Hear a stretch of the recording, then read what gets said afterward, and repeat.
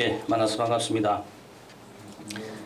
예, 방송으로 이렇게 만나게 돼서 참 감사합니다. 실제적으로 이렇게 보지 못해서 좀 이제 안타까운 마음이 있긴 하지만 잘 들어주시면 서로 영 안에서 또 온라인 안에서 하나 되는 또 즐거움들도 누릴 수 있을 것이라고 생각됩니다. 잘 들어주시면 감사하겠습니다. 사랑하는 형제자매 여러분, 저는 지난번에 당신은 하나님을 만나길 원하는가 하는 제목으로 말씀을 나눈 적이 있습니다. 하나님을 만나길 원한다면 잘못된 방법인 육신의 시야와 합리적인 이성을 버리고 오직 믿음으로 예수 그리스도를 통해서 하나님을 만나는 것이 올바른 방법이다 하는 것을 말씀드렸습니다. 믿음의 눈으로 하나님을 만나는 자는 하나님께서 완전한 만족과 사역의 열매를 맺도록 도와주신다 하는 사실들을 또 말씀드렸습니다. 이 말씀이 여러분들의 삶의 가이드가 되어서 믿음으로 예수님을 통해 하나님을 만나 풍성한 열매와 하나님 주시는 완전한 만족을 다 누리는 그런 사람들이 다 되시기를 다시 한번 주님을 축원합니다. 예. 사랑하는 형제자매 여러분, 오늘 본문을 보시면 이 본문의 내용은 예수님께서 잡히시기 전날 밤에 최후의 만찬을 제자들과 나누시면서 제자들을 격려하시는 말씀으로 기록되어 있습니다. 사도 요한은 비교적 자세하게 기록하고 있고 오늘 본문은 세 번째로 제자들에게 하신 말씀을 기록하고 있습니다. 16절을 보시면 예수님께서 아버지 하나님께 제자들을 위해서 무엇을 구하고 계시다 하는 말로 시작되고 있는 것을 볼 수 있습니다. 16절을 한번 보시기 바랍니다. 내가 아버지께 구하겠으니 그가 또 다른 보혜사를 너희에게 주사 영원토록 너희와 함께 있게 하리니. 여기 보시면 구하겠으니 라는 단어는 헬라어로 엘로타오라는 말입니다. 묻다, 요청하다 라는 뜻입니다. 그러니까 예수님께서 제자들을 위해서 하나님께 무언가를 요청하고 계시다. 그 요청하신 것이 또 다른 보혜사를 보내달라고 요청하고 계시다는 사실입니다. 그 요청에 대해서 하나님께서는 성령을 통해서 응답하셨다 하는 그 내용이 16절에 담겨져 있습니다. 사랑하는 형제자매 여러분, 이 말 안에는 제자들을 향한 예수님의 사랑이 담겨져 있습니다. 여기에는 예수님께서 제자들을 향한 깊은 배려와 세밀한 돌보심이 기록되어 있습니다.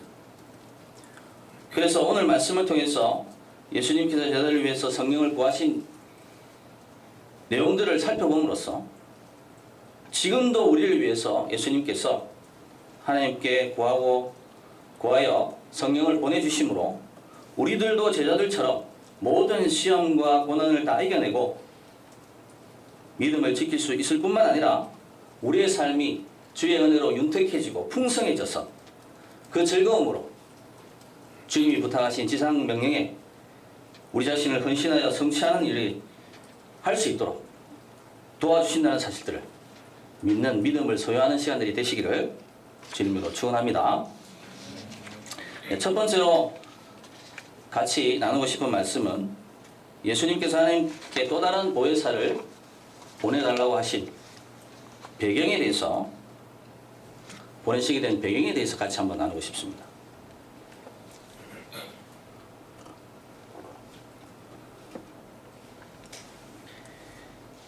예수님께서 또 다른 보혜사를 구하여 보내신 이유는 제자들 때문입니다.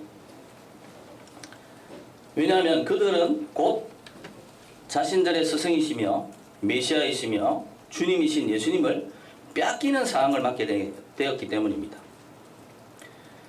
이 상황은 마치 어린 자녀가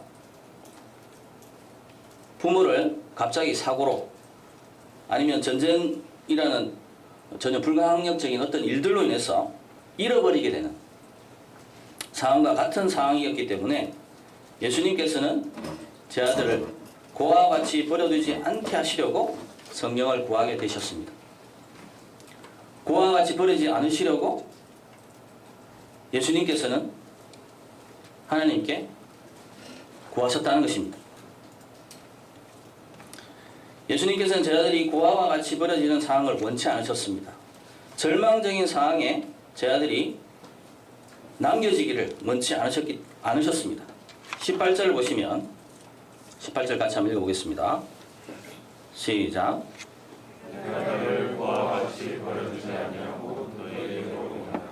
내가 너희를 고아와 같이 버려두지 아니하고 너희에게 오리라. 아이들의 행복은 또 아이들의 미래는 모두 부모에게 달려 있습니다. 그런데 부모가 없는 아이들은 그들의 삶 자체가 불행한 것입니다. 또 그들의 미래도 불투명한 것이고 불행한 것입니다. 그래서 고아만큼 불쌍한 존재가 없는 것입니다. 그런데 제자들이 이런 고아와 같이 예수님을 빼앗길 수밖에 없는 상황, 그래서 마치 홀로 된 듯한 상황을 맞게 될 것을 예수님께서는 아셨습니다. 그래서 예수님께서는 제자들을 사랑하셔서 그들에게 오시겠다고 18절 뒤에 끝부분에 말씀하고 계십니다. 내가 너희에게 오리라. 그런데 이 내용을 잘 살펴보면 여기에 해석들이 좀 분분합니다. 많은 신학자들이 세 가지 정도로 이야기를 하고 있습니다. 크리소톰이라는 분은 부활을 통해서 오시겠다는 의미를 말하고 있다. 또 허지시라는 분은 단지 그의 임재를 통해서 오실 것에 대한 맹세다. 또 어거스틴은 세상 끝날을 의미한다. 예수님께서 재림하셔서 오시겠다. 그래서 모든 세대와 모든 민족을 향해서 단순한 제자들에게만 이야기한 것이 아니라 모든 시대와 모든 믿는 무리들을 위해서 말씀하셔야 했기 때문에 내가 반드시 오리라, 속히 오리라 하는 재림에 대한 약속이라고 보는 그런 분들도 계십니다. 어쨌든 이 모든 세 가지를 다 포함한다 하더라도 한 가지는 분명합니다. 예수님께서 반드시 오겠다 하는 의지를 표현하고 계신 것입니다. 이런 의지를 보여주심에도 불구하고 예수님께서는 제자들을 고아와 같이 버려두지 않기 위해서는 아무리 빨리 오더라도 시간이 걸렸습니다. 며칠 뒤에 부활하셔서 오더라도 또 긴 시간 후 재림을 통해서 오더라도 아무리 예수님께서 오시려고 해도 그 시간적인 개입은 어쩔 수가 없는 것입니다. 그래서 이 시간의 개입조차도 예수님께서는 안타까우셔서 어떻게 하셨다고요? 하나님께 성령을 요청하셨다는 것입니다. 보내달라고 이야기하셨다는 것입니다. 마치 부모가 일하러 가거나 무슨 일이 생겨서 집을 비우게 될 때 아이들만 두지 않고 아이들을 잘 돌보고 보호해주고 또 케어해줄 사람을 미리 준비해서 맡기듯이 예수님께서는 제자들을 또 다른 보혜사인 성령께 맡겨서 모든 어려운 상황에서도 잘 보호되고 돌봄을 받을 수 있도록 하시는 예수님의 사랑의 배려요 지혜인 것입니다. 두 번째로 성령을 보내신 배경은 제자들의 앞일을 생각하셔서 성령을 보내셨다는 사실입니다. 예수님께서는 제자들의 겪게 될 앞으로의 일들을 미리 대비하셨습니다. 그래서 성령을 요청하여 보내신 것입니다. 19절을 보시면 19절 같이 읽겠습니다. 19절 시작. 조금 있으면 세상은 다시 나를 보지 못할 것이로되 너희는 나를 보니 이는 내가 살아있고 너희도 살아있겠습니다. 조금 있으면 세상은 다시 나를 보지 못할 것이로되 너희는 나를 보리니 이는 내가 살아있고 너희도 살아있겠습니다. 조금 있으면 세상을 다시 나를 보지 못할 것이로되 라는 말에는 두 가지 의미가 담겨져 있습니다. 첫 번째는 바로 앞에 일어날 일인 예수님께서 십자가에 죽고 부활하신 것을 의미합니다. 실제로 예수님께서 죽고 부활하신 후에 세상은 더 이상 예수님을 눈으로 보는 일들은 없었습니다. 만날 수가 없었습니다. 두 번째로 좀 더 시간이 흘러 미래의 일을 말하고 계신데 부활하셔서 성천하심으로 세상은 더 이상 예수님을 눈으로 볼 수 없다는 사실을 말하고 계시면서 예수님은 실제로 하나님 우편에 앉으셔서 그 이후에 하늘에서의 사역을 시작하신다는 것을 말하고 계신 것입니다. 이 두 가지 의미를 다 포함하더라도 제자들에게는 늘 예수님과 함께 예수님과 동행하면서 같이 움직였는데 이제는 더 이상 예수님을 세상에서는 더 이상 보지 못하고 함께 할 수 없는 상황을 맡게 되심을 예수님은 아셔서 제자들을 위해서 예수님처럼 이끌어주시고 보호해주시고 가르쳐주셔서 하나님의 복음을 다시 듣고 믿음을 회복하여 생명의 풍성한 은혜를 경험함으로 복음을 담대히 전하고 힘을 얻어 비전 성취하는 일에 그 모든 것을 이루는 일에 도움을 주시기 위해서 하나님께 성령을 요청하신 것입니다. 그리고 성령을 보내주신 것입니다. 묵상 및 적용을 한번 해보겠습니다. 예수님께서는 우리에게도 성령을 보내주십니다. 보내주셨습니다. 예수님이 오시기 전에 시대에는 특별한 몇 사람, 특별히 하나님께서 선택한 몇 사람에게만 성령이 오실 수밖에 없었습니다. 또 머문 기간도 각각이요.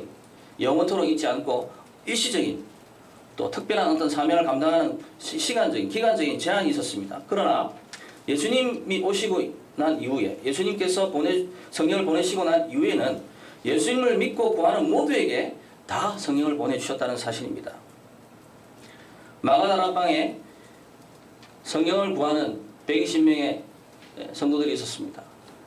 오순절날 120명 모두가 다 동일하게 성령의 급하고 강한 바람으로 오셔서 성령을 받았습니다. 그 후에 빌립 집사님이 이디오피아 내시에게 이사야서를 통해서 복음을 전하고 난 이후에 예수를 믿고 세례를 베풀었습니다. 그때 성령이 오셨습니다. 또 베드로가 하나님이 주신 그 환상을 보고 이방인 고넬료의 집에 가서 고넬료에게 그 모인 모든 이방인 무리와 함께 예수님의 복음을 전했습니다. 그랬더니 세례를 받고 하늘에서 성령이 그들에게 임했습니다. 이처럼 성령은 신분, 혈통, 피부색, 민족, 능력이나 상태와 상관없이 누구나 예수님을 믿고 세례받는 모두에게 성령을 보내주신다는 사실입니다. 그러므로 예수님을 믿는 우리들에게 믿고자 하는 자들에게 예수님께서는 동일하게 성령을 보내주셨고 보내주신다는 사실들을 믿으시기를 주님으로 축원합니다. 두 번째로 성령님은 예수님처럼 우리들의 실제적인 삶을 도와주신다는 것입니다.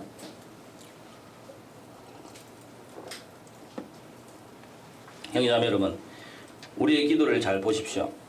우리는 늘 코앞에 있는 무엇을 구합니까? 땅콩을 구합니다. 그런데 성령께서는 우리의 기도를 도와서 하나님께로부터 그 구한 땅콩을 넉넉히 얻도록 도와주신다는 사실입니다. 근데 그렇게만 끝나는 것이 아니라 그 땅콩을 심어 거두어서 더 많은 땅콩을 얻는 법들을 가르쳐 주시는 분이 누구십니까? 성령님이십니다. 또 한 번만 거두는 게 아니라 해마다 넘치도록 거두도록 돕는 분이 누구십니까? 성령님이십니다.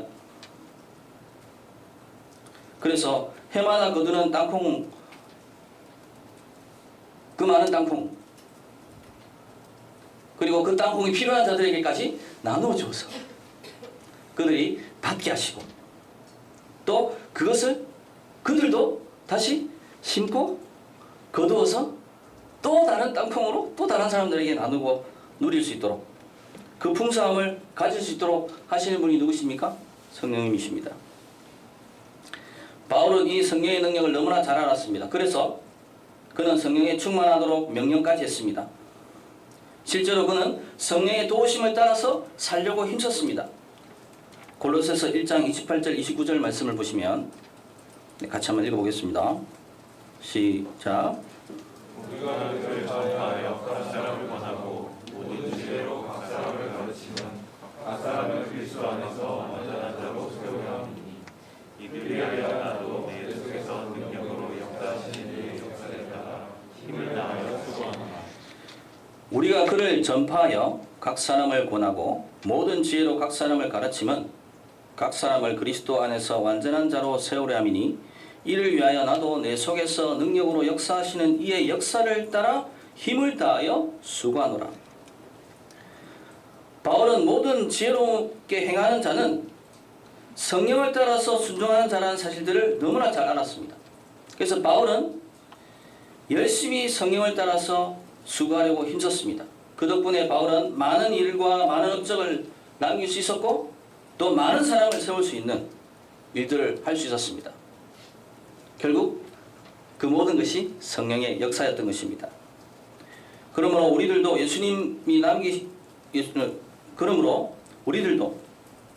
예수님이 보내주신 성령님을 따른다면 우리의 신앙생활, 우리의 학교생활, 우리의 직장생활, 우리의 가정생활 등 모든 영역에서 많은 열매를 얻을 수 있는, 누릴 수 있는 그런 사람이 될 수 있다는 사실들을 믿으시기 바랍니다.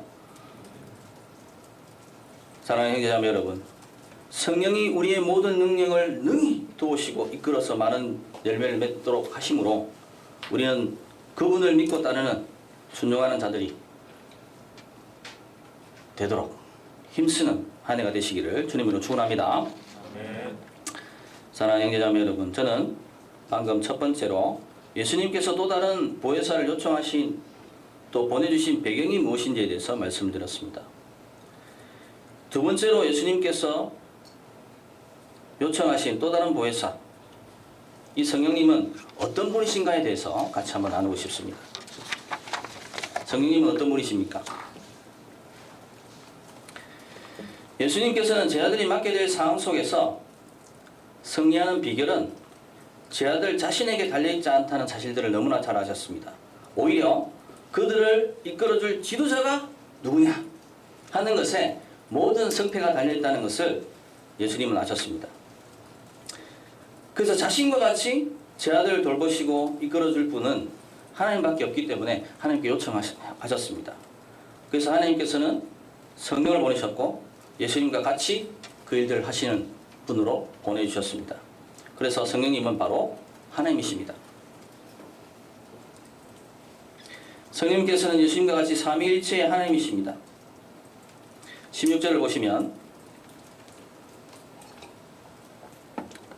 내가 아버지께 구하겠으니 그가 또 다른 보혜사를 너희에게 주사 영원토록 너희와 함께 있게 하시리니. 또 다른 보혜사, 16절에 또 다른 이라는 말을 통해서 예수님을 대신하여 제 아들을 도우실 분을 하나님께 구하겠다, 요청하겠다 하는 것을 이렇게 알 수 있습니다.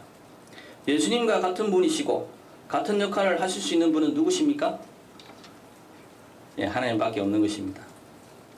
우리들도 우리 자신의 일을 누군가에 맡길 때 누구를 뽑습니까? 나와 같거나 모든 면에서 그 일을 충분히 감당할 수 있는 자를 뽑습니다. 예수님께서도 마찬가지셨습니다. 자신과 동일하게 제 아들을 보호하고 돌보시며 선생과 같이 보혜사 역할을 할 수 있는 자, 그분을 하나님께 요청하셨습니다.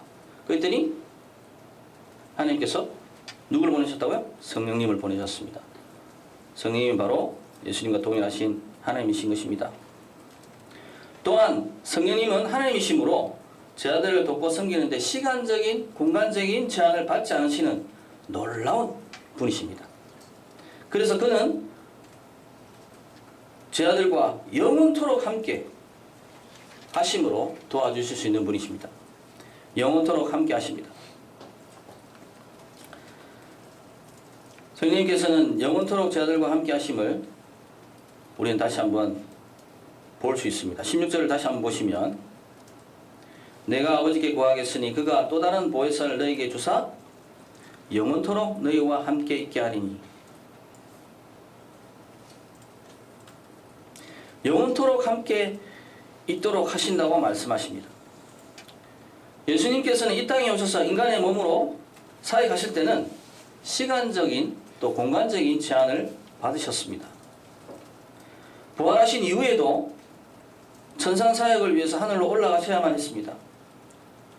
그래서 자신을 대신해서 시간적인 제약을 받지 않고 또 공간적인 제약을 받지 않으시면서 자신과 같이 제 아들의 일생 동안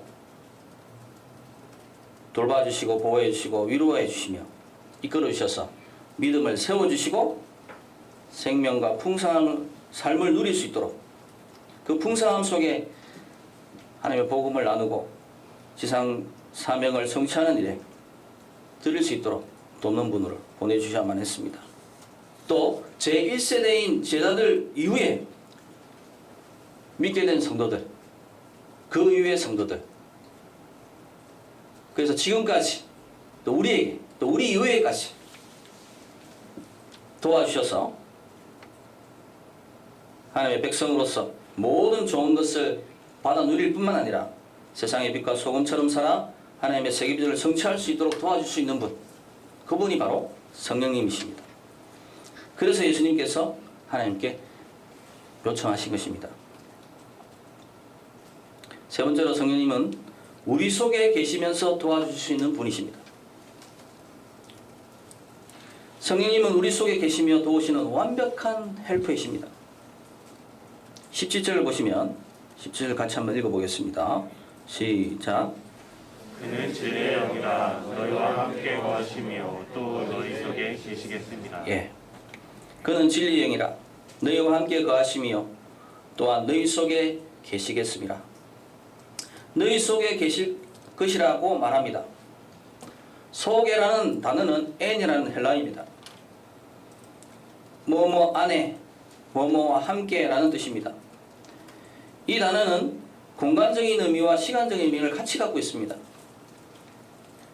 우리 내면인 마음에 거하신다는 뜻과 우리의 활동하는 모든 영역을 함께 하신다는 뜻을 같이 포함하고 있습니다.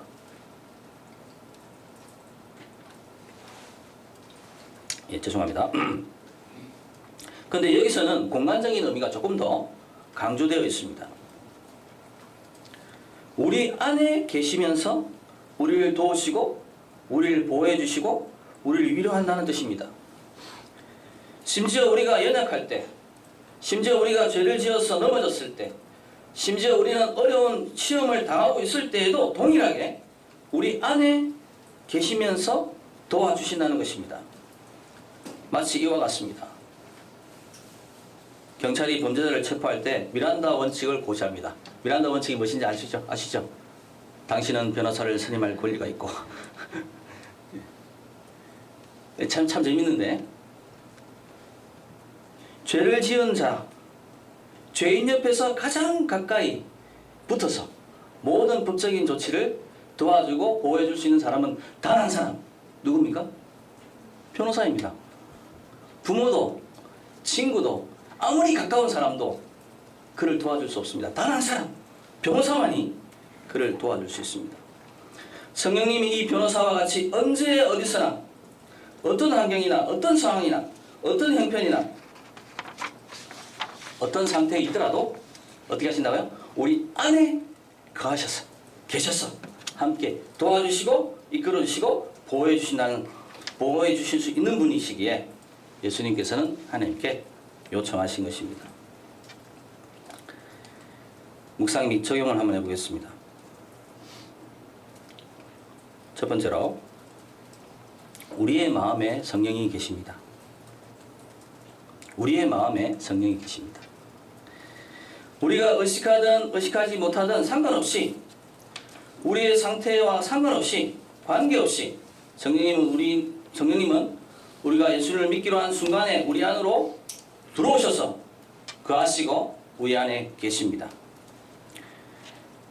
고린도전서 3장 16절 말씀을 같이 한번 읽어보겠습니다. 고린도전서 3장 16절입니다. 같이 읽겠습니다. 시작. 너희는 너희가 하나님의 성전인 것과 하나님의 성령이 너희 안에 계신 것을 알지. 너희는 너희가 하나님의 성전인 것과 하나님의 성령이 너희 안에 계신 것을 알지 못하느냐? 바울은 이 성령이 우리 안에 계신 것을 알기를 너무나 원해서 어문문을 사용하시면서 반어법을 사용하시면서 알지 못하느냐? 이렇게 이야기하고 계신 것입니다.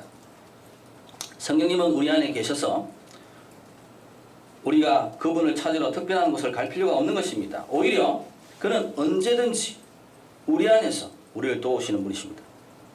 우리의 상태가 죄로 가득해도 변호사가 죄인을 만나러 감옥까지 들어와서 도와줄 수 있는 것처럼 성령께서는 언제나 우리의 상태와 상관없이, 우리의 수준과 상관없이, 우리의 형편과 상관없이 함께 해주시는 분이십니다.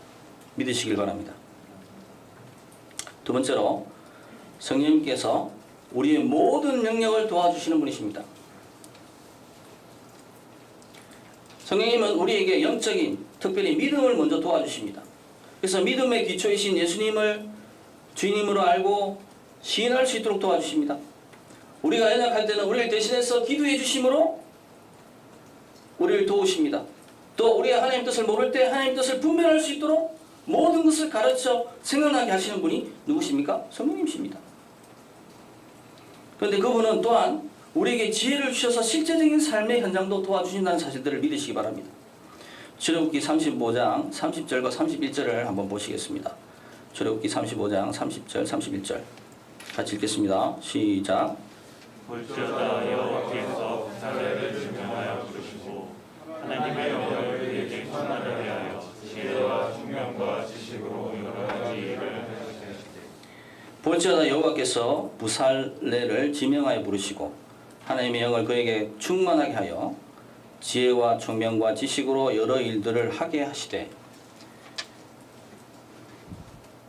이스라엘 백성들을 출애굽한 이후에 시내산 앞에서 계명을 주시고 하나님의 함께 하신다는 증거를 보이기 위해서 성막을 짓도록 하셨습니다. 그런데 성막이 어떻게 지으라고 이야기했는데 아무리 저는 읽어봐도 그 내용이 상상이 안 돼요. 어떻게 지으라는 건지. 근데 미술적인 감각이 있는 분들은 보더니 다 알더라고요. 어떻게 하는 거. 그래서 참 대단하다 그 생각이 들었는데, 그런 자에게도 하나님의 영을 보내주셔서 어떻게 하셨다고요? 충만하게 주셔서 지혜와 총명과 지식으로 여러 일들을 하도록 하셨습니다. 그리고 그 뒤에 읽어보면 단어 몇 가지가 반복되는 것이 있는데 정교하게 이렇게 되어 있습니다. 이처럼 하나님은 자신의 영을 보내주셔서, 성령을 보내주셔서 우리의 영적인 일을 도우실 뿐만 아니라 물건을 만들 수 있는 능력, 그러니까 우리가 살아가는 생활에 있어서 실제적인 일들을 잘할 수 있도록 지혜와 총명도 주신다는 사실, 그리고 그것을 정교히 정확하고 확실하고 세밀하게 할 수 있도록 도와주신다는 것입니다. 그래서 하나님을 기쁘시게 모든 사람들을 통해서 칭찬 들을 수 있도록 도와주시는 분이 누구십니까? 성령이십니다. 그러므로 성령은 어떻게 되겠습니까? 우리가 성령의 음성을 듣고 따르는 자가 되어야 되는 것입니다. 세 번째로 우리는 성령의 음성을 듣고 따라야 합니다. 사랑하는 형제자매 여러분, 내 안에 계신 성령의 음성을 듣고 따라하려고 힘써야 됩니다. 왜냐하면 우리의 마음 안에는 마치 시끄러운 카페와 같습니다. 너무 많은 소리가 우리 안에 존재합니다. 우리의 내면을 한번 들여다보십시오. 세상의 소리, 죄로 가득한 마음의 소리, 양심이 있다고 말하는 양심의 율법의 소리, 주변의 사람들의 소리, 또 자신이 알고 있는 지식과 경험에 대한 소리, 그래서 소리로 가득 차 있습니다. 그래서 집중하지 않으면 성령의 음성을 들을 수가 없습니다. 다른 소리로 가득 차 있기 때문입니다. 마치 굉장히 왜곡됩니다. 안 돼요. 그래서 어떻게 됩니까? 되는구나. 안 된다는 말을 안 돼요. 왜 그렇습니까? 소리를 분별하지 않기 때문입니다. 음성을 분별하지 않기 때문입니다. 우리의 마음을 새롭게 하여 하나님의 음성을 어떤 것인지 분별하려고 힘쓰지 않으면 우리 안에 성령이 계심에도 불구하고 성령을 따라 순종할 수 없게 되는 것입니다. 그래서 바울은 로마서 12장 2절 말씀을 통해서 이렇게 말씀하셨습니다. 너희는 이 세대를 본받지 말고 오직 마음을 새롭게 함으로 변화를 받아 하나님의 선하시고 기뻐하시고 온전한 뜻이 무엇인지를 분별하도록 하라. 오직 마음을 새롭게 함으로 변화를 받아라. 마음을 새롭게 하고 변화를 받아서 뭐합니까? 하나님의 뜻이 무엇인지, 성령의 음성이 무엇인지를 자꾸 분별하려고 힘쓰는 것을 하라고 말하고 있는 것입니다. 마음을 집중해서 하나님의 뜻을 분별하고 힘쓰는 자만이 성령의 음성을 듣게 됩니다. 그 성령의 음성을 통해서 그리스도가 하신 일을 보게 됩니다. 그리스도의 피의 능력을 보게 됩니다. 그의 피로 죄값이 치러졌고 더 이상 죄값을 치를 필요가 없으며 그의 피로 하나님 앞에 용납받으며 하나님 앞에서 의로운 자가 되고 하나님의 자녀로 상속자로 나아가 하나님께서 주시는 모든 풍성한 것을 누릴 수 있을 뿐만 아니라 심지어 착하고 충성된 종으로 우리가 세워질 수 있다는 사실들을, 그런 믿음을 갖도록 도와주시는 분이 누구십니까? 바로 성령님이십니다. 그러므로 성령의 음성을 듣고 따르는 자들이 다 되어야 됩니다. 여기 모인 또 방송을 듣는 형제자매들 모두가 성령의 음성을 듣고 따름으로 모든 면에서 생명과 풍성한 삶을 누렸던 제자들과 같이 여러분들 다 누리는 사람들이 되시기를 주님이 축원합니다. 사랑하는 형제자매 여러분, 저는 첫 번째로 예수님께서 또 다른 보혜사를 요청하신 배경에 대해서 말씀드렸고, 두 번째로 예수님께서 보내주신 성령님이 어떤 분이신지에 대해서 말씀드렸습니다. 마지막으로 나누고 싶은 말씀은 성령님께서는 제 아들의 믿음을 세워주신다는 사실입니다.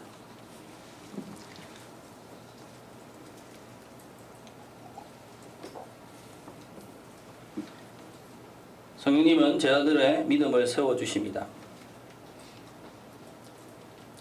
예수님께서는 제 아들이 자신들 앞에 찾아온 어려운 환경을 통해서 모두 다 도망갈 것을 알고 계셨습니다. 심지어 베드로는 3번이나 예수님을 부인하고 돌아설 것에 대해서도 아셨습니다.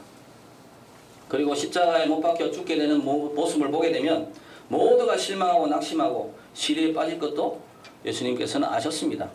그래서 예수님께서는 성령을 보내서 제자들의 낙심과 실패로부터 다시 일으켜 세워서 믿음을 갖고 다시 주님을 따를 수 있는 자들로 세워주시기 위해서 성령을 보내주신 것입니다. 첫 번째로 넘어진 믿음을 세워주십니다. 제자들의 낙심의 원인이 무엇입니까? 예수님을 부인하고 도망간 것입니까? 물론 그것도 포함됩니다. 그러나 자신이 믿고 따랐던 예수님이 십자가의 죽임을 당하는 것을 통해서 자신들의 소망이 사라졌기 때문입니다. 자신의 믿음의 대상이 사라졌기 때문에 낙심하고 낭망한 것입니다. 그래서 예수님께서는 제자들의 넘어진 그 믿음을 세워주시기 위해서, 소망과 믿음을 회복하시기 위해서 예수님 자신이 다시 살아서 오게 될 것을, 또 그것을 보여줄 것을 19절에 말씀하고 계십니다.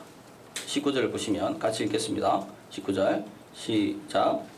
조금 있으면 세상은 다시 나를 보지 못할 것이거든 너희는 나를 보리니 이는 내가 살아있고 너희도 살아있겠습니다.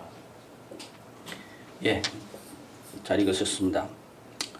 조금 있으면 세상은 다시 나를 보지 못할 것이로되 너희는 나를 보리니 이는 내가 살아있고 너희도 살아있겠습니다. 여기 보시면 보리니 라는 단어는 데오레오라는 말로서 응시하다, 지켜보다 라는 뜻입니다.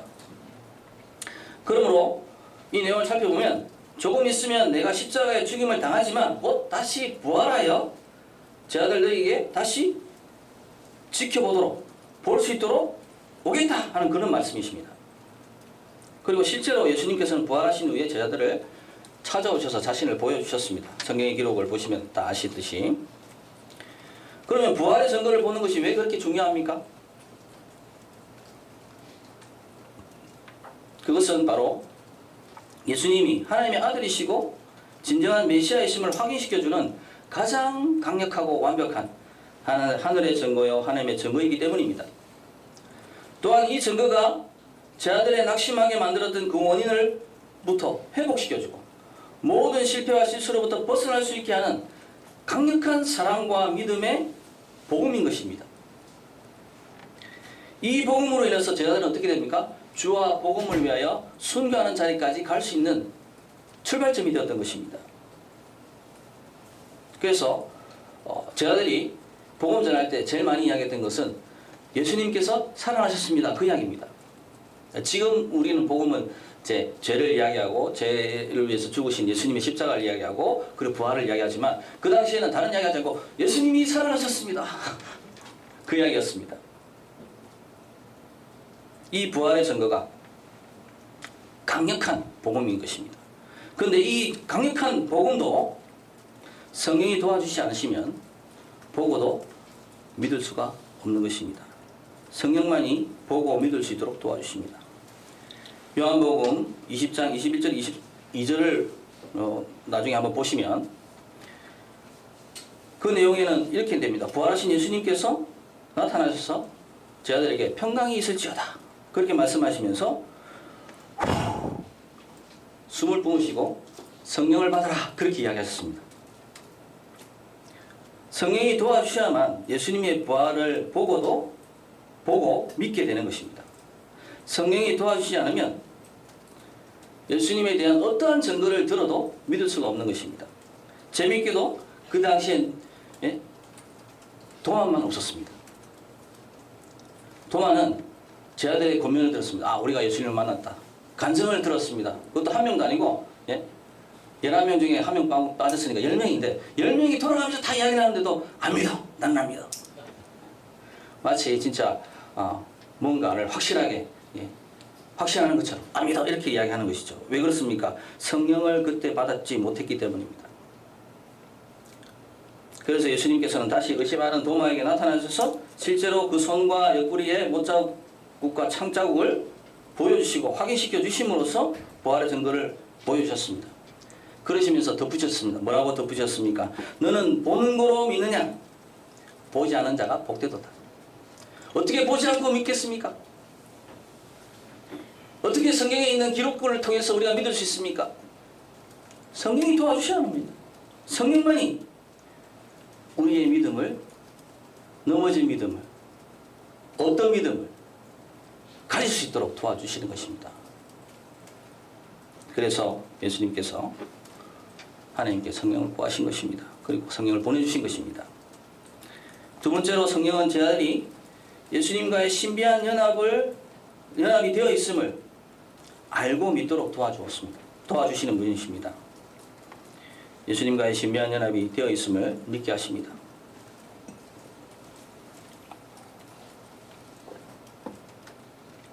예수님께서는 하나로 연합되어 있음을 제 아들이 믿고 도와줄 수 있도록 성령께 맡기셨습니다. 실제로 그 안에 있음을 알도록 도와주고 계십니다. 20절을 보시면 20절 같이 읽겠습니다. 시작.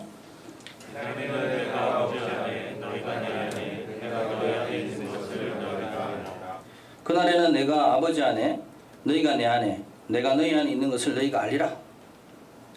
여기 나와 있는 그날에는 이라는 말은 여러 가지 것을 포함하고 있지만 문맥상 잘 살펴보면 부활하신 것을 확실히 보고 확인하는 그날이라는 말로 우리가 이해할 수 있습니다. 그런데 뒤에 나오는 또 너희가 알리라는 말의 내용은 경험하여 안다는 뜻인데 시제를 보면 시제는 또 미래 시제로 되어 있습니다. 그래서 이 문장 안에는 두 가지의 시점이 있는 것입니다. 바로 어떤 특정한 날을 이야기하고 또 미래에 어떻게 이루어질 날을 이렇게 같이 병합해서 말하고 있는 것입니다. 그러므로 종합해보면 그날에는 즉 부활을 증거하고 보게 되는 그날, 또 함께 예수님이 재림하시며 미래의 어떤 날, 이 두 날을 통해서 예수님께서는 뭘 증거하고 원하셨냐면 아버지 안에 내가 있고 내 안에 아버지가 계시고 내가 너희 안에 있고 너희가 내 안에 있는 연합에 대한 이야기를 계속적으로 반복하고 계십니다.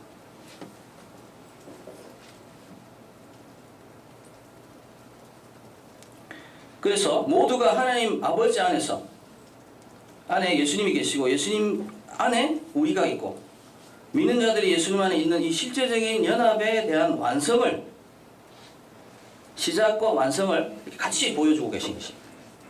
그러므로 선 증거를 통해서 먼저 부활에 대한 증거를 확인시켜 줌으로 믿게 하시고 후로는 연합을 통해서 온전한 연합까지 이루어 가시는 모든 것을 어떻게 해요? 동시에 한 문장 안에 다 이렇게 담아서 말씀해 주시는 것입니다. 이것을 간접적으로 좀 설명하면 이렇습니다. 뭐 확실하게 설명이 되겠습니까만은 그나마 그래도 좀 우리가 이해할 수 있게 설명한다면, 여러분 혹시 야구장 가보신 적 있습니까? 예, 제가 크고 나서는 가본 적이 없는데, 예, 부산에 있을 때는, 예, 응원의 메카 부산 거기만 들어가면 다 사람들이 이상해집니다.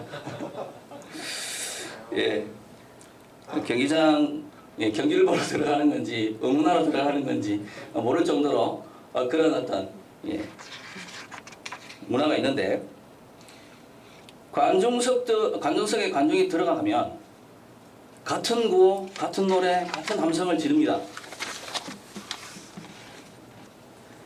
그걸 누가 시작합니까? 응원단장이 시작합니다. 앞에 치어리더가 탁 서서 막 이렇게 탁 하죠. 그러면 그 구호를 막 하다 보면 같은 동작이 되고 같은 마음과 같은 소리, 같은 박자를 맞추다 보면 이상하게 하나가 됩니다. 그리고 선수들이 막 이렇게 뛰고 방망이질하고 공 하나에 갑자기 확 웃었다가 확 울다가 막 욕하다가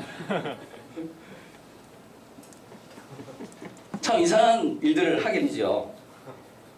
이처럼 성령님께서 모든 성도들을 리드하십니다. 그래서 아버지 안에 예수님이 계시고 예수님 안에 우리가 있고 우리 안에 예수님이 계신 것을 자꾸 증명해 가십니다. 그래서 신비한 연합입니다.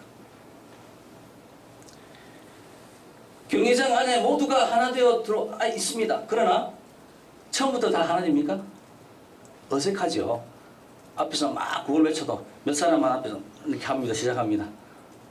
그러니까 또 하다 보면 옆에 또 보는 거 아닌가 이런 생각이 들 정도로 좀 어색하죠. 근데 계속 저렇게 하나 하다 보면 마음을 맞추고 생각을 맞추고, 언제 그랬냐는 듯이 공 하나 때문에 막 소리 지르고 옆에 사람 어깨동무하고 심지어는 자신이 갖고 있는 음식도 나눠주고, 예. 예.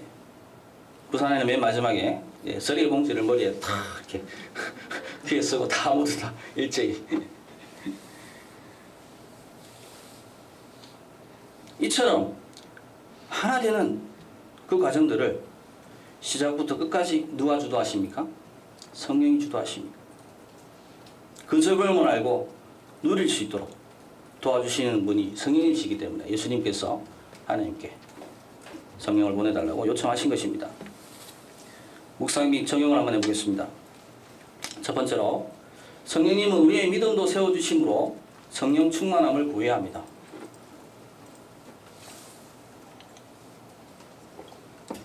성령님이 우리의 믿음을 다 주도하십니다. 성령이 도와주셔야만 우리는 예수님을 주로 시인할 수 있습니다. 성령이 도와주셔야만 우리는 우리의 결심이 결단이 되고, 결단이 확신이 되고, 확신이 거듭난 분명한 하나님의 은혜 안에 들어갈 수 있게 되는 것입니다. 성령이 우리 연약할 때 도와주셔야만 우리가 기도할 수 있습니다. 참 믿음 생활하면서 가장 배우기 어려운 것 중에 하나가 뭡니까? 예, 기도입니다. 딱 앉아서 기도를 시작하다 보면 정말 절박할 때는 죽기 살기로 눈물 콧물 따는데, 그런 날이 없으면 어떻습니까? 예, 시작하자마자 주께서 나를 부르시는구나 하고 이렇게 앞뒤적으로 예 맞습니다. 맞습니다. 심오한 세계로 들어가지 않습니까? 성령이 그것을 아시고 우리를 대신해서 기도해 주셔서 우리가 여기까지 와 있는 것입니다. 또 성령이 우리가 모르는 것들을 다 가르쳐 주시고 알려주셔서, 특별히 성경 공부를 하다 보면 아무리 봐도 몰라요. 그런데 이 내용을 이미 깨달은 사람들이 있어요. 그래서 그 내용을 어떻게 깨달았나 들어보면 성령이 도와주셨어요.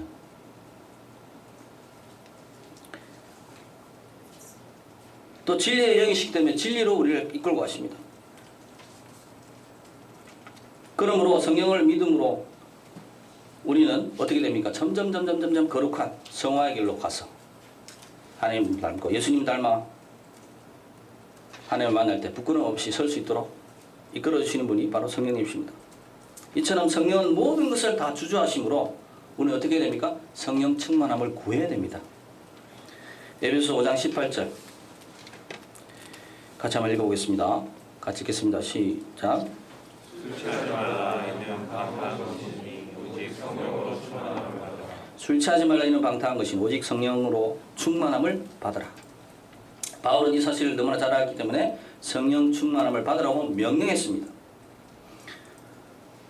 그렇다면 성령 충만함을 받으려면 어떻게 해야 됩니까?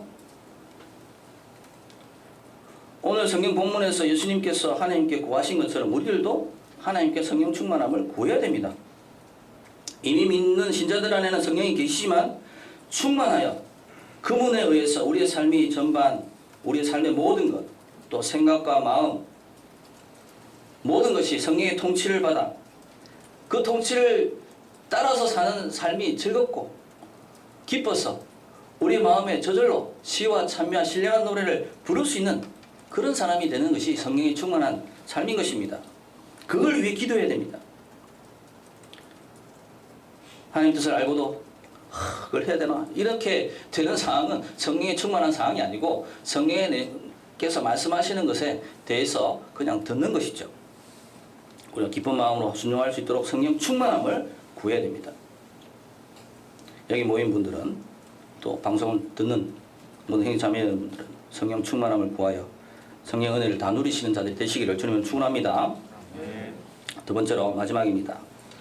성령은 주와의 연합, 또 그 연합한 자들과의 연합을 통해서 축복을 누리도록 도우신다는 사실입니다.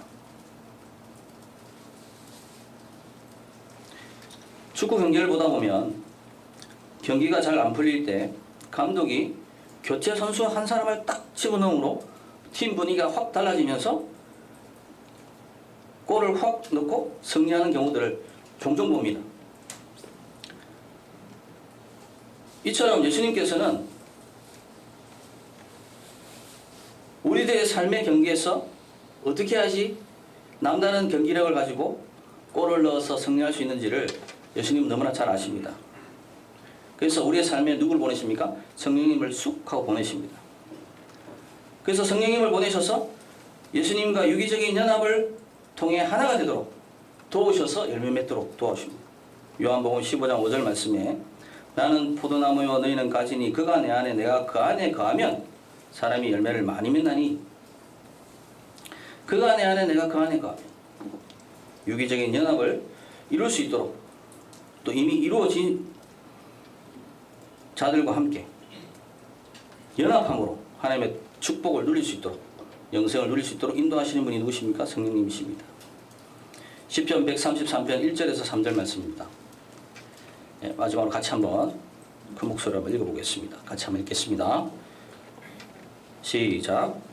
보라 형제가 연합하여 동거하니 어찌 그리 선하고 아름다우고 머리에 있는 보배로운 기름이 수염고 나무의 수염을 흘러서 그 여기까지 내려갔고 헐몬에 있으리 시온의 산들에 내려갔다. 거기서 여호와께서 홀로 명하셨나니 곧 영생이로다. 보라 형제가 연합하여 동거하며 어찌 그리 선하고 아름다운고 머리에 있는 보배로운 기름이 수염 곧 아름의 수염에 흘러서 그 옷깃까지 내림 같고 헐몬에 있으리 시온의 산들에 내림 같도다. 거기서 여호와께서 복을 명령하셨나니 곧 영생이로다. 예수님과 연합되어 또 그 연합된 자들과 연합함으로 살아가는 그 모임을 하나님은 가장 기뻐하십니다. 그 일을 가능토록 돕는 분이 누구십니까? 성령님이십니다. 그러므로 주 예수님과의 신비적인 연합을 이루고 그 연합을 이룬 자들과 연합함을 통해서 하나님의 모든 축복을 누릴 수 있도록 성령께서 도우신다는 사실들을 믿으시고 이 연합, 신비한 연합에 모두 동참하는 자들이 다 되시기를 주님의 이름으로 축원합니다. 말씀을 맺겠습니다. 사랑하는 형제자매 여러분, 저는 첫 번째로 예수님께서 또 다른 보혜사를 보내신 배경에 대해서 말씀을 드렸습니다. 두 번째로 예수님께서 보내신 보혜사 성령은 어떤 분이신지에 대해서 말씀을 드렸습니다. 마지막으로 성령님께서는 제 아들의 믿음을 세워주신다 하는 사실들을 같이 나누었습니다. 사랑하는 형제자매 여러분, 우리는 항상 무엇을 많이 가지고 있어야, 좋은 위치에 좋은 신분을 가지고 있어야, 많은 재능과 지식을 가지고 있어야만 믿음을 지키고 많은 열매를 맺을 수 있다고 생각합니다. 그러나 예수님께서는 성령 한 분만 있으면 된다고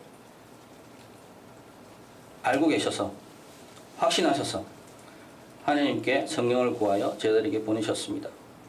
지금도 우리들에게 성령을 보내주시길 원하시고 이미 보내주신 성령의 음성을 듣고 순종하여 믿음을 가지고 생명과 풍성한 삶을 살도록 그 풍성함을 같이 연합하여 나눔으로 주의 사명을 감당하고 주의 명령을 성취하는 진정한 그리스도인의 복된 삶을 누리길 원하신다는 사실들을 믿으시고 이 성령을 구하고 보내주신 성령과 동행하는 일에 집중하는 믿음의 사람들이 다 되시기를 주님 이름으로 축원합니다.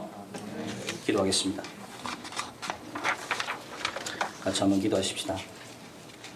예수님이 보내주신 또 다른 보혜사인 성령을 이미 우리에게 주셨습니다. 그분이 모든 것을 다 도와주십니다. 성령 충만함을 구하시고 성령의 음성을 들을 수 있도록 도와달라고, 순종할 수 있도록 도와달라고 기도하시면 좋겠습니다. 기도하겠습니다.